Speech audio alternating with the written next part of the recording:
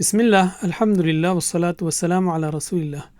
اسماء حسنہ انگلیوں پر سیکھیے۔ سبق نمبر 13، السمیع البصیر العلیم الخبیر۔ السمیع البصیر العلیم الخبیر۔ ہم سورہ فاتحہ کی 5ویں آیت کے دوسرے حصے میں ہیں۔ وَإِيَّاكَ نَسْتَعِينُ، اور ہم تجھی سے مدد مانگتے ہیں۔ ہم اس سے مدد مانگتے ہیں جو کر سکتا ہے، اس کے پاس قدرت ہے، قوت ہے، پیسہ ہے، وہ مدد کر سکتا ہے۔ اس کے تحت ہم نے 7 نام سیکھے۔ تو بائیں ہاتھ کی دوسری انگلی کو لیجئے اور ایک ایک نام پر چبھاتے جائیے اور دہراتے جائیے۔ القادر، القدیر، المقتدر، القوی المتین، الغنی المقیت۔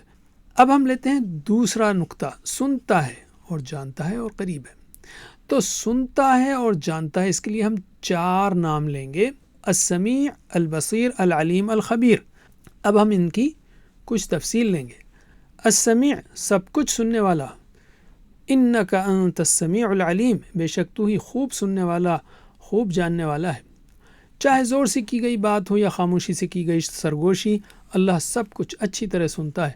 اس کا سننا بالکل کامل ہے، فاصلوں، شور وغیرہ کی وجہ سے اس کے سننے پر کوئی اثر نہیں پڑتا۔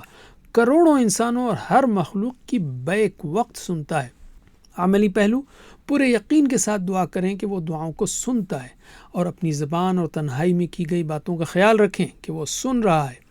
البصیر، سب کچھ دیکھنے والا، واللہ بصیر بالعباد، اور اللہ اپنے بندوں کو دیکھنے والا ہے۔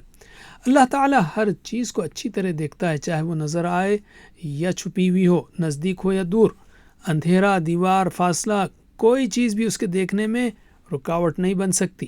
عملی پہلو، اللہ ہر حال میں ہمیں دیکھ رہا ہوتا ہے، اس لیے تنہائی میں گناہ کرنے سے بچیں اور ایمان و پاکیزگی کے ساتھ زندگی گزاریں۔